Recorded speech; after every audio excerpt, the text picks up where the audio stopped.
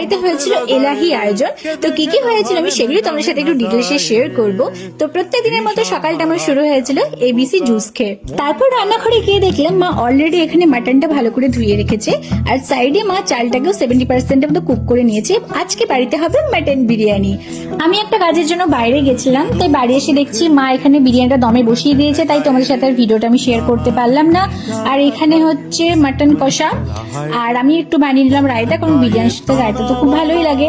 আর 5-6 minute দম দিলে আমাদের বিরিয়ানিটা কমপ্লিট হয়ে যাবে, তাই ভাবলাম তাড়াতাড়ি করে স্নান করে আসি, কারণ স্নান করে বসে পড়বো খাবার খেতে।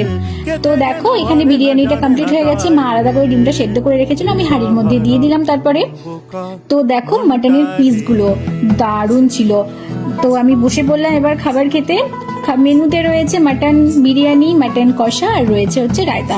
আমার এখন এডিট করতে গিয়ে মুখ দিয়ে জল বেরিয়ে যাচ্ছে, কি বলবো তোমাদের। আর মাটনটা দেখো কতটা সফট হয়েছে।